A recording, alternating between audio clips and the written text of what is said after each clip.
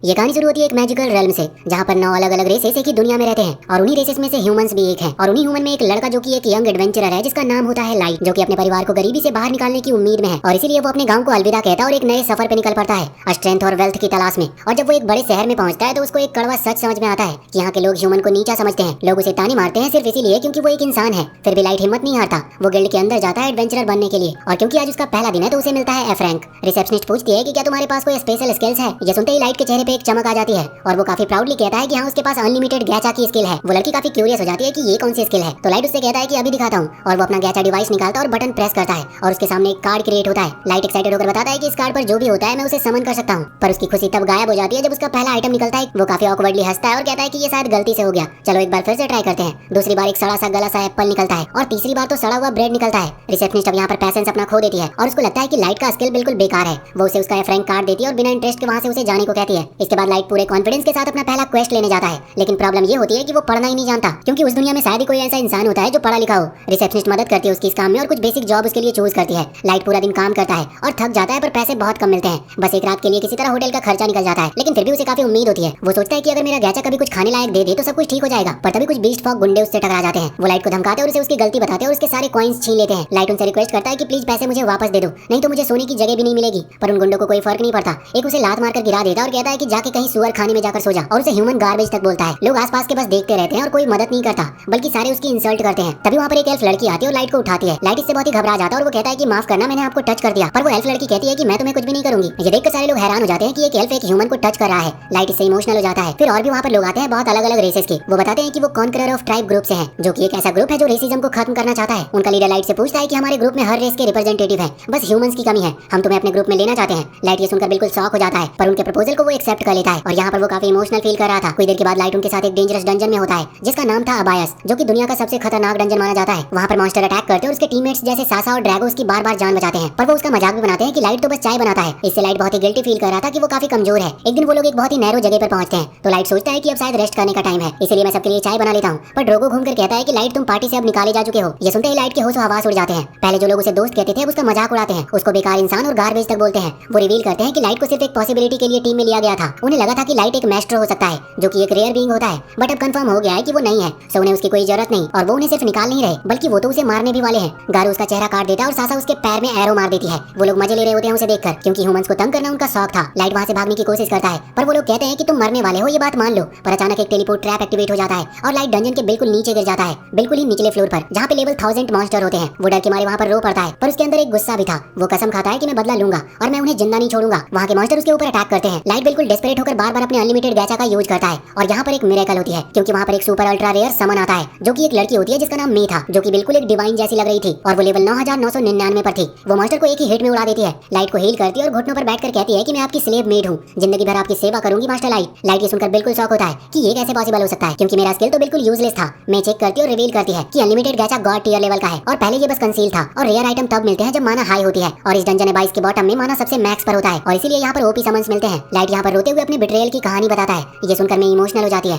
और कहती है कि आप बस ऑर्डर दो, मैं आपके सामने उनके सर लेकर आऊंगी। लाइट कहता है कि नहीं, मैं खुद ही बदला लूंगा, मुझे स्ट्रॉन्ग बनना होगा। तो मैं कहती है कि फिर मैं आपकी इस जर्नी में पूरी तरह से साथ हूँ। लाइट यहाँ पर वादा करता है कि मैं दुनिया का सबसे स्ट्रॉन्गेस्ट इंसान बनूंगा और अनलिमिटेड गैचा एक्टिवेट करता है। अब आगे हम 3 साल बाद देखते हैं कि लाइट ने अबाइस के बिल्कुल गहरे हिस्से में एक बड़ा सा एम्पायर बना लिया है। उसके आसपास उसकी बहुत सारी लॉयल मेट्स खड़ी होती है और बीच में चलता हुआ लाइट उनकी तारीफ करता है कि तुमने एक बार फिर से कमाल का काम किया है। और एक परफेक्ट सिंक्रोनाइजेशन के साथ सारी मेड उसके सामने झुककर उसका शुक्रिया अदा करती है, और हर एक के चेहरे पर उसके लिए बेपनाह प्यार और डिवोशन थी। कुछ मेट्स तो इतनी ऑब्सेस्ड होती है कि कहती है कि सिर्फ एक बार अगर हम उनके पैरों की खुशबू ले सके तो उनकी जिंदगी सफल हो जाएगी। वहीं मे को उनकी ये हद से ज्यादा दीवानगी इरिटेट करती है और वो परमिशन मांगती है कि क्या वो इन सबको डिसिप्लिन में ला सकती है। लेकिन लाइट मुस्कुराते हुए कहता है कि रहने दो, उनका अपना तरीका है लॉयल्टी दिखाने का, और वो सब कुछ इग्नोर कर देता है। फिर सीन बदलता है और हम देखते हैं कि लाइट का एम्पायर कितना बड़ा और डेवलप हो चुका है। बड़े बड़े शहर, बिजी बाजार और हजारों लोग जो पीसफुल लाइफ जी रहे हैं। जहाँ भी लाइट चलता है लोग उसे मास्टर लाइट कहकर ग्रीट करते हैं। वो उन्हें अपने पसंदीदा डिशेस ऑफर करते हैं। जो लोग वहाँ की रिसोर्सेज की कमी से परेशान है वो भी लाइट के पास आके बिना डरे अपनी बात रखते हैं, क्योंकि उन्हें पता है कि उनका लीडर एक नेक दिल इंसान है। लाइट उन्हें विश्वास दिलाता है कि वो एडमिनिस्ट्रेशन को बोलकर उनकी प्रॉब्लम को सॉल्व करेगा। मैं तुरंत ही इसकी इनिशिएटिव लेती है और कहती है कि वो पर्सनली इंश्योर करेगी कि कोई भी शॉर्टेज ना रहे, ताकि लोगों का एम्पायर पे भरोसा बना रहे। लाइट नोटिस करता है कि पिछले 3 सालों में पॉपुलेशन काफी बढ़ गई है और उसे लगता है कि शायद अब पूरे गवर्नेंस सिस्टम को रिफॉर्म करना पड़ेगा। उसके बाद वो अपने एलीट वॉरियर के स्टेटस के बारे में पूछता है। ये सारे वो सब क्रिएचर हैं जो level 999 super ultra rare card से समन हुए थे। मैं बताती है कि सब अपनी मिशन पर गए हुए हैं। आयुकी जो कि अबायस के बाहर के पेरीमीटर का मैप बना रहा है, जो कि एक ऐसा एरिया है जहाँ पर बहुत सारे मॉन्स्टर होते हैं। लाइट को कोई चिंता नहीं होती क्योंकि उसे पता है कि एक जीनियस बीस्ट टीमर जैसे आयुकी के लिए कुछ भी इम्पॉसिबल नहीं है। फिर यहाँ पर इलिया का जिक्र होता है।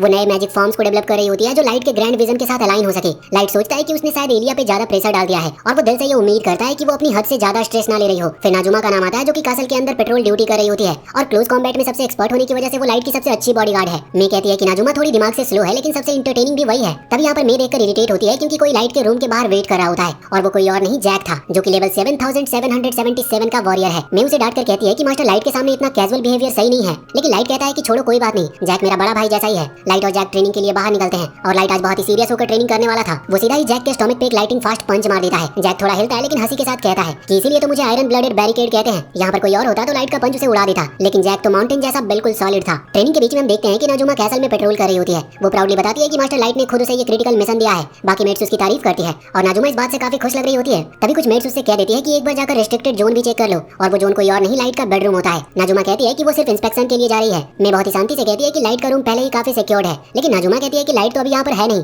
और वैसे भी तुम अंदर क्या कर रही हो। तो मैं कहती है कि वो सिर्फ सफाई का काम कर रही थी और जब नाजुमा रूम के अंदर जाती है तो उसे कुछ अजीब लगता है। बेड काफी बिखरा हुआ होता है। मैं बहुत ही कामली कहती है कि ये मेरा स्पेशल बेड मेकिंग टेक्निक का एक पार्ट है। नाजुमा बिना कोई शक किए इंप्रेस हो जाती है और कहती है कि मैं तुम तो बिल्कुल कमाल की हो। फिर नाजुमा उसे एक मैसेज देती है जो कि दूसरी मेट्स का लेटर होता है जिनमें लिखा था कि वो मे से तंग आ चुकी है और चाहती है कि लाइट के रूम की क्लीनिंग राइट सबको इक्वली मिले। मैं उस लेटर को पढ़कर कहती है कि वो इस सिचुएशन को खुद ही हैंडल करेगी और नाजुमे को एक टिप भी देती है। इस बात से खुश होकर नाजुमे तुरंत ही बाजार जाकर अपने रिवॉर्ड से मिल्क और पैनकेक सैंडविचेस खरीदती है। जब वो स्नैक्स खाते हुए मजे ले रही होती है तब उसे कासल के अंदर आयुकी मिलती है। नाजुमे उससे पूछती है कि तुम तो फॉरेस्ट एक्सप्लोर करने गई थी, वापस इतनी जल्दी कैसे आ गई। आयुकी यूजुअल अपने कैट लाइक म्याओ में रिप्लाई करती है और नाजुमे कुछ समझ नहीं पाती। वो रैंडम गेसेस लगाती रहती है कि क्या तुम्हें ट्रीज काटने में हेल्प चाहिए या फिर तुम्हें कोई मॉन्स्टर मिल गया, लेकिन आयुकी बस म्याओ करती रहती है। आखिर में तंग आकर आयुकी नॉर्मल टोन में कहती है कि मिशन कंप्लीट हो चुका है, कोई थ्रेट नहीं मिला और बस वो मैप को डिलीवर करने के लिए वापस आई है। कासल के अंदर नाजुमे अपनी पेट्रोल को कंप्लीट करती है और लाइट के थ्रोन पे छुप के बैठ जाती है। वो सोचती है कि लाइट कितना कूल लगता है जब वो यहाँ पर बैठता है, लेकिन उसका सपना टूट जाता है जब वो गलती से थ्रोन का एक एंगल विंग तोड़ देती है। पैनिक में वो टूटी हुई पीस को चिपका के वहाँ से भाग जाती है। इधर ट्रेनिंग एरिया में लाइट और जैक ट्रेनिंग खत्म करते हैं और जैक कहता है कि लाइट ने अपनी बॉडी को एक अल्टीमेट वेपन बना लिया है। तो लाइट कहता है कि ये सब कुछ तुम्हारी ट्रेनिंग का ही रिजल्ट है। जैक कहता है कि अबाइस में बहुत ही कम लोग हैं जो लाइट का सामना कर सके, मतलब सरफेस वर्ल्ड में तो फिर और भी कम होंगे, लेकिन वो लाइट को याद दिलाता है कि दुनिया में अभी भी पावरफुल एनिमीज बचे हुए हैं। लाइट इस बात को सीरियसली लेता है और सोचता है कि मैं कभी केयरलेस नहीं पड़ूंगा, मेरा रिवेंज अभी खत्म नहीं हुआ है। दूसरी तरफ मे सब मेट्स को मीटिंग के लिए बुलाती है। सब ऐसा प्रिटेंड करते हैं कि उन्हें कुछ भी नहीं पता। मे वो पूरा लेटर उनके सामने पढ़ती है। सब घबरा जाते हैं और एक साथ सॉरी बोलने लगते हैं। कोई कहता है कि हम तो तुम्हारी मदद चाह रहे थे, तो कोई कहता है कि उनका इंटेंशन गलत नहीं था, लेकिन मैं उनकी एक्सक्यूजेस को इग्नोर करती है और कहती है कि अब पनिशमेंट मिलेगी। सबको थ्रोन चैम्बर के कॉरिडोर की सफाई मैनुअली करनी होगी बिना कोई मैजिक यूज किए। इधर नाजुमे मार्केट में एक फैंसी वेपन को देखकर कहती है कि काश मेरे पास भी पैसे होते। तभी एलिया वहाँ पर आ जाती है और कहती है कि तुम तो यहाँ पर स्वीट्स लेने आई थी ना। नाजुमे कहती है कि नहीं, बस ये बैटल ग्लव्स देख रही थी। एलिया कहती है कि वो ब्रेक पे है और सब स्मूथली चल रहा है। फिर दोनों फनी आर्गुमेंट करते हैं और एलिया कहती है कि लाइट उसे बड़े स्ट्रेटेजिक टास्क देता है जबकि नाजुमे सिर्फ पेट्रोल करती है। तो नाजुमे प्राउडली कहती है कि मेरा पेट्रोल करना भी काफी इंपॉर्टेंट है। एलिया उसे टीज करती है कि लाइट ने मेरे साथ कल चाय पी। नाजुमे ये सुनकर काफी शॉक होती है और वो उससे काफी जेलस भी फील करती है। इधर दूसरी मेट्स कंप्लेन करती है कि मे से बचकर रहना थोड़ा मुश्किल है। उनका टॉपिक घूमकर लाइट के बेडरूम तक ही पहुंचता है। सब सोचती है कि जब लाइट ने मे को पहली बार समन किया था और आयुकी से पहले के 3 महीने वो दोनों अकेले थे, तब क्या हुआ होगा। उन लोगों के बीच में कुछ वाइल्ड इमेजिनेशन चलने लगती है, लेकिन सब चुपचाप हो जाती है जब मे पीछे से उनके सामने आ जाती है। मे सबके सामने कहती है कि उसने सुना है वो सब डाई डाई चिल्ला रहे थे।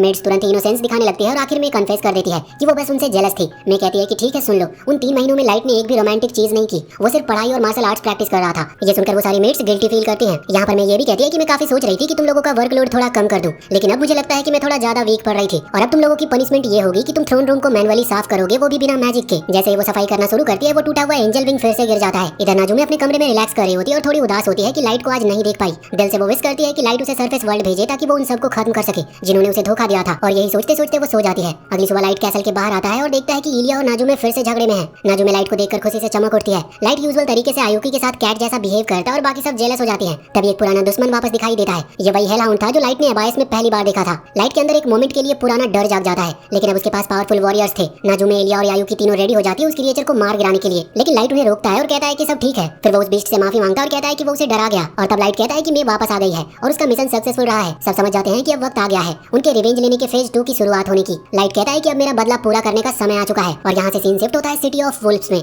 जहाँ पर लाइट का एक टारगेट गारू लोगों के बीच हीरो बनकर घूम रहा होता है। लोग उसकी तारीफ करते हैं, लेकिन उसे जरा भी ये अंदाजा नहीं था कि लाइट का रिवेंज उसकी तरफ आ रहा है। सभी लोग भर भर के उसकी तारीफ कर रहे होते हैं और गारू भी बिना किसी शर्म के उनकी तारीफों को एंजॉय कर रहा था। वो एक सेलिब्रिटी की तरह स्टाइल मारते हुए घूमता है और सबसे कहता है कि मेरा रास्ता छोड़ो, एक लेजेंड आ रहे हैं। साइड में एक इंसान कचरे के ढेर में कुछ ढूंढ रहा होता है और गारू से देखकर गुस्सा हो जाता है। वो उस लड़के को गार्बेज कहता है और उसे जमीन पर धक्का देकर गिरा देता है और उसके चेहरे पर थूक देता है। जैसे ज्यादातर बीस्ट फॉक ह्यूमन को पसंद नहीं करते, गारू भी ह्यूमन से नफरत करता था। वो उस लड़के को कहता है कि वो गायब हो जाए और दोबारा उसके सामने कभी ना दिखे। कुछ देर गारू एक लोकल जगह पे सबसे बेस्ट सीट लेकर बैठ जाता है। वो अपने फॉलोअर्स को कहता है कि जितना चाहे खा लो, क्योंकि वो आजकल काफी पैसा कमा रहा है। उसके साथ उसकी तारीफों के पुल बांधने लगते हैं और कहते हैं कि वो सारे बीस्ट फॉग का गर्व है। सबको पता है कि गारू कभी स्लम्स की गंदी जिंदगी से उठकर यहाँ तक आया था और अब उनका लीडर बन गया है जिसे सब एडमायर करते हैं। पूरे कॉन्फिडेंस से वो कहता है कि मेरे जैसा बनना हर किसी की बस की बात नहीं, मैं इन्फ्लुएंस का आर्ट मास्टर कर चुका हूँ। फिर वो समझाता है कि बीस्ट फॉग नेचुरली फॉलो करने के लिए ही बने हैं, बस उन्हें सही डायरेक्शन मिले जाओ तो जिंदगी एक राजा के जैसे हो जाती है। उसके हिसाब से सक्सेस का बस एक ही राज है, हर काम को कैटेगराइज करना, ये समझना कि कौन सा काम प्रॉफिट और पावर लाते हैं और कौन से सिर्फ मेहनत बर्बाद करते हैं। तब उसके एक थोड़ा बेवकूफ सा फॉलोवर उससे पूछता है कि बॉस वो 3 साल पहले का काम याद है क्या आपको, कॉनकॉर्ड ऑफ ट्राइब्स वाला, उसमें कुछ पैसा बना था या नहीं। दूसरा कंपेनियन उसे चुप रहने को कहता है, लेकिन गारू कहता है कि उसने फेडरेशन की शपथ ली है, इसलिए डिटेल्स वो नहीं बता सकता। लेकिन वो इतना जरूर कहता है कि वो उसकी लाइफ का सबसे इजी और प्रॉफिटेबल मिशन था, क्योंकि उसमें उसे सिर्फ एक बेकार ह्यूमन लड़के को मारना था। और देखो अब वो अमीर भी है और रिस्पेक्टेड भी है, लेकिन उस पोर्टल के बारे में सोचकर उसके दिल में हमेशा एक चुभन रहती थी। उसे कभी पता नहीं चला कि वो पोर्टल कहाँ गया, लेकिन वो यकीन से कहता है कि लाइट जैसे इंसान का बचा रहना इम्पॉसिबल है। उसे ज्यादा क्यूरियस ये बात करती है कि फेडरेशन इतना ऑब्सेस्ड क्यों थी एक मिस्टीरियस मैस्ट्रो को ढूंढने में, और उसे अंदर ही अंदर लग रहा था कि जैसे ये कोई खतरनाक काम होगा। उसके थॉट एकदम रुक जाते हैं जब एक खूबसूरत लड़की उसके सामने आती है और वो कोई और नहीं बल्कि मे थी। वो बहुत ही पोलाइट तरीके से उससे पूछती है कि क्या वही बीस्ट फॉग का लीडर गारू है। गारू यहाँ पर कैजुअली अपना ड्रिंक सिप करता है और कैजुअली हाँ में सर हिलाता है। मैं झूठ बोलती है कि वो एक नोबल ब्लड लाइन से आने वाले मास्टर लाइट की मेड थी। ये सुनकर गारू शॉक हो जाता है और सोचता है कि अगर उसने लाइट को मारने के बजाय जिंदा रखा होता तो शायद और ज्यादा प्रॉफिट मिलता उसे। मैं अपनी कहानी जारी रखती है कि वो 3 साल से लाइट को ढूंढ रही है और सारे क्लूज उसे इस कंट्री तक ले आए जहाँ लाइट को आखिरी बार देखा गया था। गारू कैजुअल टोन में कहता है कि हाँ वो उस ग्रुप का हिस्सा था और लाइट उनके साथ ही था। मैं की आंखों में आंसू भर जाते हैं। वो दिखावा करती है कि उसने सुना है लाइट डंजन में मर गया था और कभी वापस नहीं आया। गारू उसकी बातों से एग्री करता है और कहता है कि हाँ लाइट की डेथ एक बहुत ही ट्रेजिक थी। मैं उससे कहती है कि अगर वो उस जगह ले जा सके जहाँ लाइट मरा था तो उसे थोड़ा सुकून मिलेगा। गारू उससे पूछता है कि मुझे क्या मिलेगा इसमें, तो मैं एक छोटी सी पाउच निकालती है जिसमें 3 सॉलिड गोल्ड बार्स होते हैं। सभी की आंखें उसे देखकर बिल्कुल फटी रह जाती है, लेकिन गारू अपना एक्सप्रेशन कंट्रोल करता है और दिमाग में सोचता है कि कहीं ये कोई ट्रैप तो नहीं।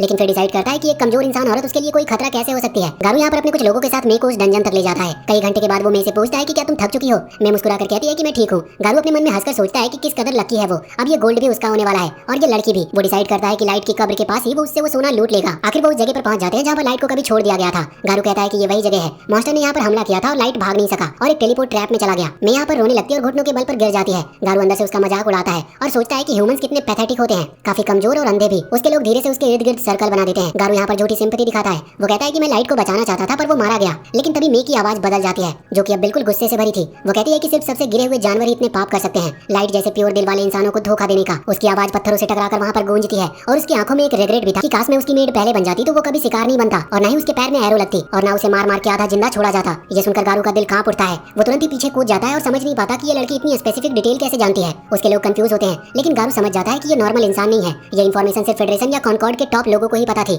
वो कहता है कि तुम कौन हो और किसके लिए काम करती हो और क्या तुम किसी राइवल ट्राइब की कोई स्पाई हो। मैं मुस्कुराकर कहती है कि मैं किसी के लिए काम नहीं करती, मैं सिर्फ लाइट की सेवा करती हूँ और अब तुम उसकी सजा भुगतोगे। उसके शरीर से एनर्जी निकलती है जो गारू को अंदर तक कपा देती है। गारू यहाँ पर अपने आप को समझाता है कि ये सिर्फ एक इंसान है, कमजोर और बिल्कुल बेकार, सिर्फ यूज करने लायक है ये। लेकिन जैसे ही वो मे की आंखों में देखता है उसके अंदर से आवाज आती है कि अगर इससे लड़ाई की तो वो मारा जाएगा। और जैसे ही मे अटैक करने वाली होती है वहाँ पर एक आवाज गूंजती है जो मे को रुक जाने को कह रही थी और वो कह रहा था कि मैं इसे खुद ही संभाल लूंगा और ये आवाज लाइट की होती है। गारू ये सुनकर शॉक में पड़ जाता है और जब लाइट साइड से बाहर आता है तो वो बिल्कुल ही काम और एक्सप्रेशन लेस के साथ खड़ा था। वो कहता है कि मैं यहाँ पर 3 साल पहले का हिसाब चुकाने आया हूँ। गारू यहाँ पर हंसी से फट पड़ता और कहता है कि मुझे नहीं लगता तू फिर से जिंदा दिखेगा। एक पैथेटिक लेवल 15 ह्यूमन मेरे सामने खड़ा है। वो अपना लेवल 158 दिखाता है और कहता है कि तुम मुझे हरा नहीं सकते और मुझे बिल्कुल फर्क नहीं पड़ता कि तुम उस दिन कैसे बच गए, पर अब मैं तुझे खुद ही मारूंगा। लाइट उससे कहता है कि क्या तुम नहीं जानना चाहोगे कि मे कौन है या वो कितनी पावरफुल है। गारू अपने अकड़ में कहता है कि मुझे फर्क नहीं पड़ता इससे, ह्यूमंस कभी भी बीस्ट फॉग के बराबर नहीं हो सकते। मेरे लोग सब लेवल 130 के ऊपर हैं, हम तुम दोनों को कुछ सेकंड्स में ही खत्म कर देंगे। और जैसे ही वो सिग्नल देता है उसके 2 साथी लाइट पर हमला करते हैं, लेकिन आंख झपकते ही मे उनके सामने आ जाती है और उनके सर शोल्डर से अलग हो जाते हैं। उनकी बॉडी जमीन पर गिर जाती है और मे कहती है कि जो भी लाइट को मारना चाहेगा वो जिंदा नहीं बचेगा। लाइट में से कहता है कि पीछे हो जाओ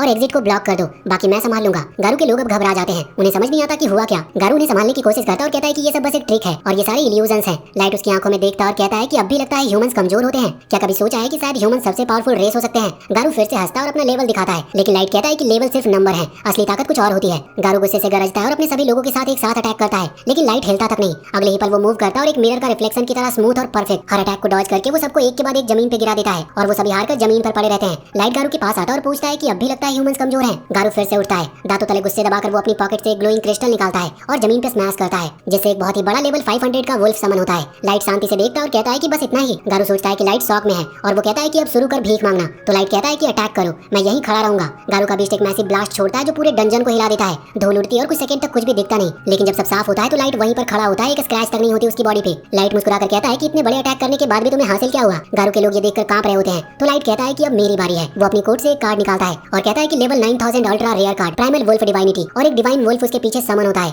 जो कि काफी चमकता हुआ और डरावना था। लाइट कहता है कि गारू के बीस्ट को एलिमिनेट करो और वो वुल्फ सिर्फ एक हल्की सी सांस लेता है और उसकी डिवाइन ब्रेथ से गारू के लेवल 500 मॉन्स्टर फ्रीज होकर ग्लास के टुकड़ों में टूट जाता है। गारू का यहाँ पर दिमाग ही ब्लैंक हो जाता है, उसे यकीन नहीं होता कि उसका बीस्ट इतनी आसानी से खत्म हो गया। लाइट यहाँ पर कहता है कि मैं चाहता तो इसे खुद भी कुछ सेकंड में क्रश कर देता। फिर वो अपना स्टेटस रिवील करता है लेवल 9999 का। ये देखकर गारू का पूरा शरीर कांपने लगता है। वो कहता है कि ये पॉसिबल नहीं हो सकता, ह्यूमंस लेवल 100 के ऊपर जा ही नहीं सकते, और अगर तुम वही लाइट हो जिन्हें हमने मारा था तो अब तक तो तुम बूढ़े हो जाने चाहिए थे। लाइट कहता है कि मैं एक एज रिंग पहनता हूँ ताकि मैं हमेशा उस दिन को याद रखूं जिस दिन मुझे धोखा मिला था। अब गारू समझ जाता है कि उसका अंत आ चुका है। वो गिर जाता है और हाथ जोड़कर कहता है कि प्लीज मुझे छोड़ दो, मेरा कसूर नहीं था, फेडरेशन ने मजबूर किया था और मैं तुम्हें कुछ करना नहीं चाहता था। उसके लोग उसे घूर कर देखते हैं कि ये वही आदमी है जो सुबह तक खुद को किंग बोल रहा था और अब अपनी जान की भीख मांग रहा है। लाइट उससे पूछता है कि ये मैस्ट्रो क्या होता है, गवर्नमेंट उसे क्यों ढूंढने में इतनी पागल है। तो गारू कहता है कि मुझे नहीं पता, सिर्फ इतना मालूम है कि मैस्ट्रो एक ह्यूमन होता है। लाइट पूछता है कि फिर मुझे मारने का ऑर्डर क्यों दिया गया था। गारू कहता है कि मुझे नहीं पता, हम बस ऑर्डर फॉलो कर रहे थे। लाइट उसके साथियों की तरफ देखता है और कहता है कि किसी को इसके बारे में कुछ पता है। सब यहाँ पर झूठ बोलते हैं कि हाँ उन्हें पता है, लेकिन मे की आंखें ग्लो करती है और वो उनके झूठ को देख लेती है और सिर्फ एक सेकंड में वो सबको मार डालती है। वो कहती है कि जो भी लाइट के सामने झूठ बोलेगा उसकी मौत मेरे हाथों से ही होगी। लाइट गारू से कहता है कि तुम्हारा क्या ख्याल है, अगर मैं सरफेस पर वार शुरू कर दूं तो कोई मुझे रोक सकता है। गारू कहता है कि तुम्हारी पावर तो मेरे समझ से बिल्कुल परे है, तुम पूरे नेशन को खत्म कर सकते हो,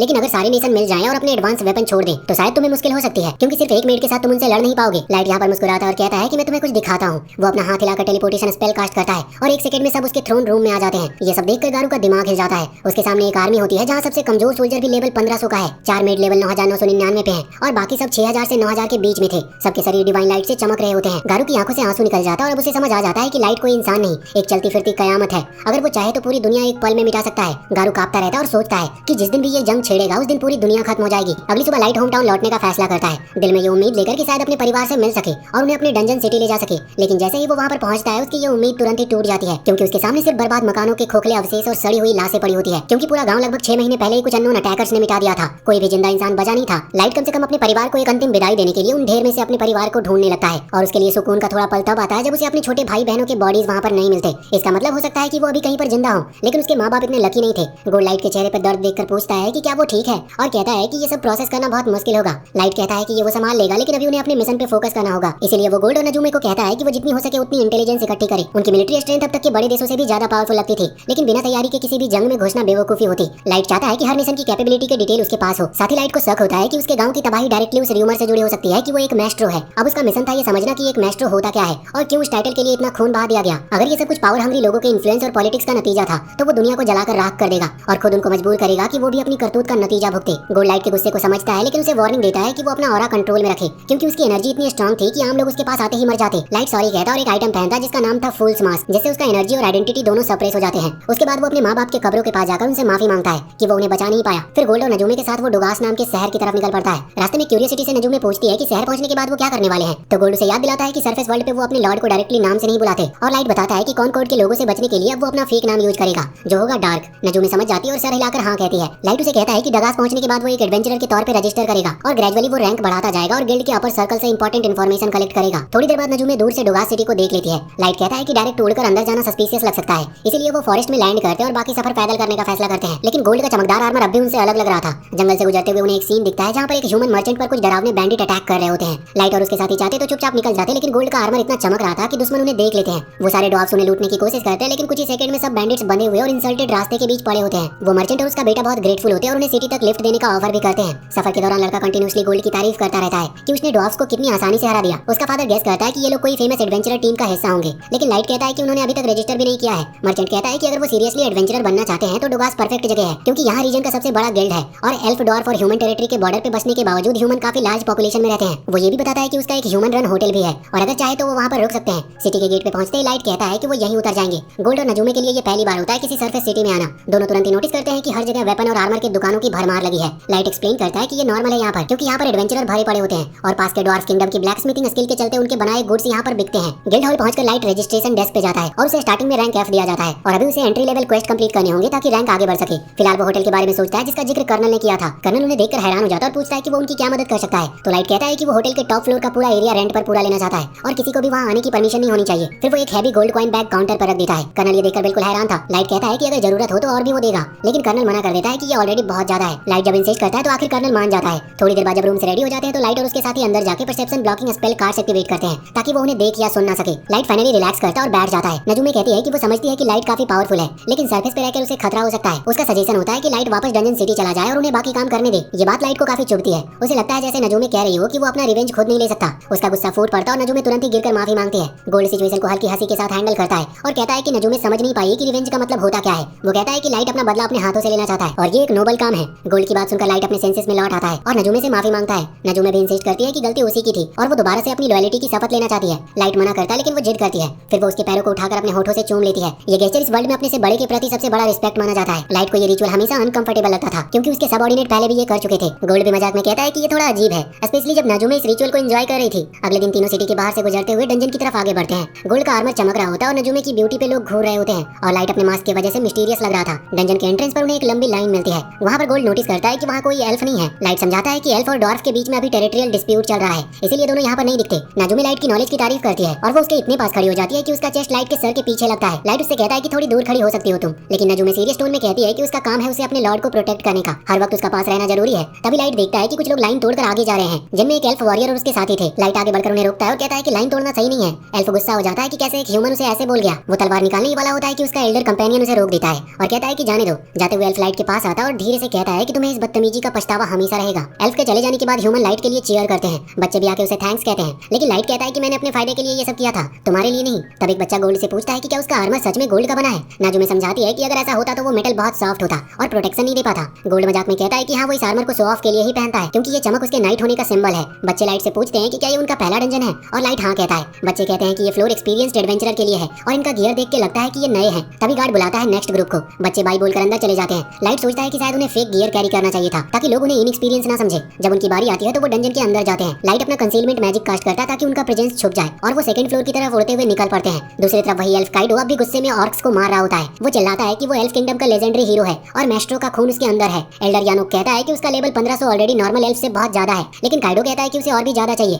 ऐसे पावर जो उसके एनिमीज को खाक बना दे। लाइट के साइड पर उसका टीम अब थर्ड फ्लोर पे होता है और एक ह्यूज ऑर्क हॉर्ड को हरा चुका होता है। लाइट कहता है कि अब वापस चलते हैं, प्रूफ के लिए काफी स्ट्रेंथ दिखा चुके हैं। नजुमे तुरंत ही कहती है कि वो लाइट के पूरे बदन को धोएगी जब वापस जाएंगे और लाइट सिंपली उसकी बातों को इग्नोर कर देता है। जैसे ही वो लोग निकलने लगते हैं उन्हें वो बच्चे मिल जाते हैं जो पहले उन्हें मिले थे, लेकिन अचानक ही फॉरेस्ट के अंदर से एक बड़ा सा कुछ हलचल होता है जहाँ पर बहुत सारे भेड़िए उनकी तरफ दौड़ते हुए आ रहे होते हैं। बच्चे चिल्लाते हैं कि हमें भागना होगा, इतने दुश्मनों से लड़ना पॉसिबल नहीं। लाइट कहता है कि ये भेड़िए खतरा नहीं है, असली खतरा तो अभी आ रहा है और उसी पल जमीन कांपने लगती है और एक क्वाड साइज मैंटिस पेड़ों को चीरकर सामने आ जाता है। बच्चे ये देखकर फ्रीज हो जाते हैं जब उनके सामने एक ऐसा सीन होता है जैसे उन्होंने कभी सोचा भी नहीं था। मैंटिस नाम के मॉन्स्टर स्पीसीज को 10 साल पहले एक्सटिंक्ट मान लिया गया था और ये ग्रुप तो उससे लड़ने के कंडीशन में बिल्कुल नहीं था। ग्रुप का लीडर तुरंत ही मिया से कहता है कि थोड़ा सा मैजिक यूज करके क्रिएचर को डिस्ट्रैक्ट करने की कोशिश करे, लेकिन उसे पहले से ही पता होता है कि ये काफी नहीं होगा। मजबूरी में वो लाइट और उसके कंपेनियन की तरफ मुड़कर हेल्प मांगते हैं ताकि सब लोग सेफ तरीके से निकल सके। लेकिन जब लाइट सुनता है कि सब भागने का प्लान बना रहे हैं तो वो कैजुअली कहता है कि तो मतलब अगर तुम सब भाग जाओगे तो फिर मैं अगर इसे मार दूं तो कोई प्रॉब्लम नहीं होनी चाहिए। बच्चे उसे देखकर शॉक हो जाते हैं जैसे वो पागल हो गया हो, क्योंकि इतने बड़े मैंटिस का लेवल कम से कम 500 तो होगा ही। लेकिन लाइट बिल्कुल काम रहता है और कहता है कि पैनिक करने की जरूरत नहीं,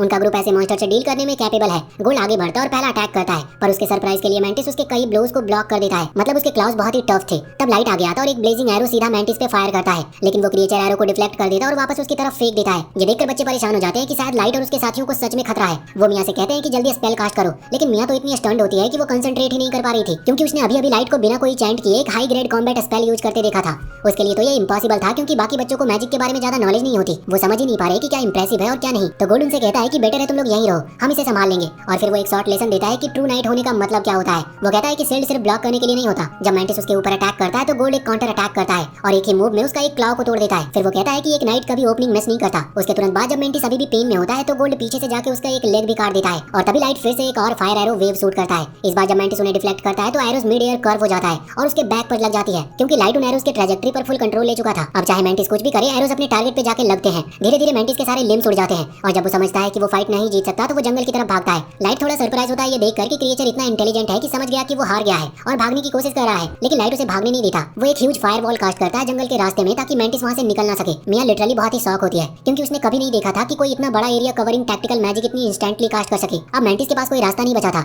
लेकिन उसके विंग्स अभी भी ठीक थे और लास्ट अटेम्प्ट में वो उड़ान भरता है, लेकिन नजुमे जंप करके हवा में ही उसे श्रेड कर देती है। जब वो लैंड करती है तो गोल्ड कहता है तुमने गलती कर दी। नजुमे इरिटेट होती है कि क्या हुआ, मैं तो मॉन्स्टर को डिस्ट्रॉय कर रही थी जैसे लाइट चाहता था। गोल्ड एक्सप्लेन करता है कि तुमने वैल्यूएबल पार्ट भी डिस्ट्रॉय कर दिए, अब कुछ बेचने लायक बचा ही नहीं। ये सुनकर नजुमे तुरंत ही लाइट से माफी मांगती है, पर लाइट कहता है कि कोई बात नहीं। साइड में खड़े बच्चे अब भी शॉक में थे, उन्हें यकीन ही नहीं हो रहा था कि उन्होंने एक इंसान को क्वाड साइज मैंटिस को मारते देखा। थोड़ी देर बाद जब वो रिमेन्स चेक कर रहे थे तो उन्हें मैंटिस के मैजिक जेम मिलता है। सरप्राइजिंगली अभी भी बिल्कुल सही था वो। लाइट इसे अपनी अचीवमेंट का प्रूफ बना सकता था। जाने से पहले एक बच्चा लाइट से पूछता है कि क्या तुम किसी फेमस एडवेंचरर पार्टी के हो, क्योंकि इतनी पावर वाला बंदा एक एफ रैंक कैसे हो सकता है। लेकिन लाइट कहता है कि नहीं, हम लोग तो एफ रैंक ही हैं। सब और भी कंफ्यूज हो जाते हैं। बैटल के बाद मिया अपना मैजिक यूज करके एक पानी का बॉल कॉन्जूर करती है और लाइट को देती है ताकि वो मैंटिस के गो को साफ कर सके। लाइट जनरली इससे काफी टच होता है, लेकिन मिया कहती है कि ये तो सबसे छोटी चीज है जो मैं कर सकती हूँ। जैसे ही सूरज ढलता है उनका लीडर लाइट और उसके ग्रुप को कहता है कि रात यहीं कैंप कर लेते हैं, क्योंकि ट्रैवल करना खतरनाक हो सकता है। मिया तो लाइट से मैजिक के बारे में बात करने के लिए डेस्परेट हो रही थी। रात के खाने के टाइम मिया लाइट से उसके पास्ट के बारे में बहुत सारे सवाल पूछती है। यहाँ पर लाइट अपनी रियल आइडेंटिटी नहीं बता सकता था तो वो एक फेक स्टोरी बनाता है। वो कहता है कि उसके पेरेंट दोनों एक्सेप्शनल मेजेस थे, इसीलिए वो बिना चैंट के स्पेल को कास्ट कर सकते हैं। लेकिन मिया का भाई अभी भी समझ नहीं पा रहा था कि उसमें ऐसी क्या बड़ी बात है। तब मिया गुस्से में उससे कहती है कि तुम्हें पता भी है कि लाइट ने क्या किया था।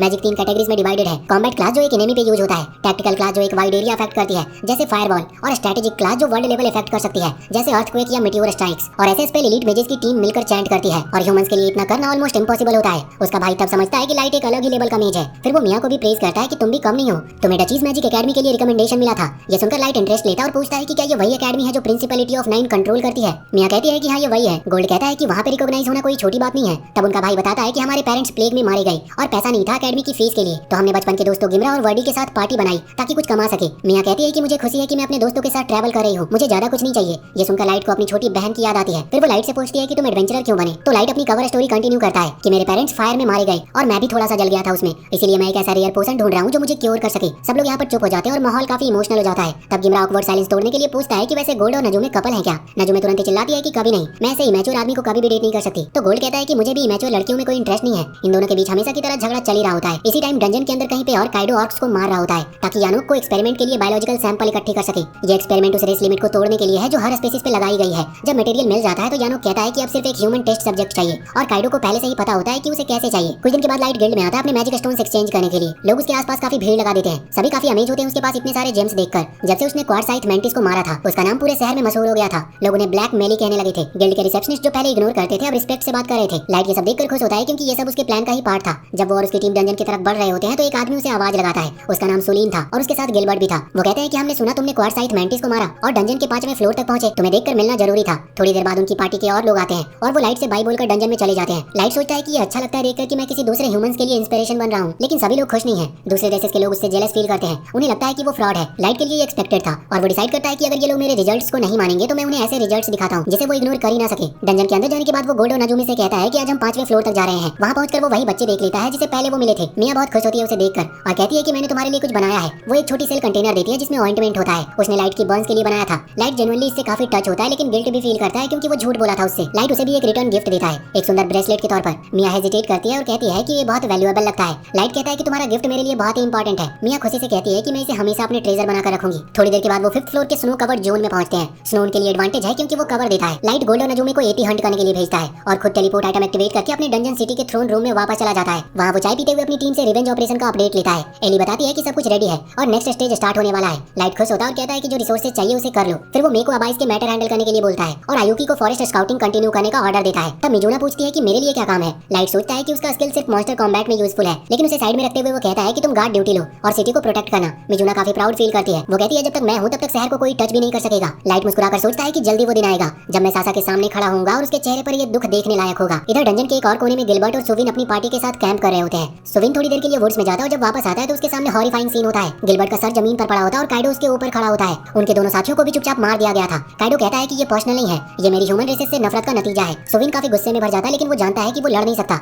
वो एक स्मोक बॉम्ब फेंकता है और वहाँ से भाग जाता है ताकि गिल्ड को अलर्ट कर सके। उसे लगता है कि वो बच गया है क्योंकि बिना टारगेट देखे मैजिक यूज नहीं होता, लेकिन जैसे ही वो सोचता है कि वो सेफ है, ऊपर देखता है तो काइडो होवरबोर्ड पे उड़ता हुआ आ रहा था और कुछ ही सेकंड में सुविन को यानोक नॉकआउट कर देता है और कहता है कि मैंने बोला था मुझे लिविंग ह्यूमन सब्जेक्ट चाहिए। काइडो कहता है कि इतना क्या फर्क पड़ता है, कुछ ह्यूमन मर भी गए तो क्या हुआ। यानोक गुस्से से कहता है कि मेरे पास वक्त कम है और मेरे एक्सपेरिमेंट अनस्टेबल है। ये सुविन भी ज्यादा देर तक बचेगा नहीं, जल्दी से और ह्यूमन सब्जेक्ट ढूंढो। और इसी के साथ ये पार्ट यहीं पर एंड होता है।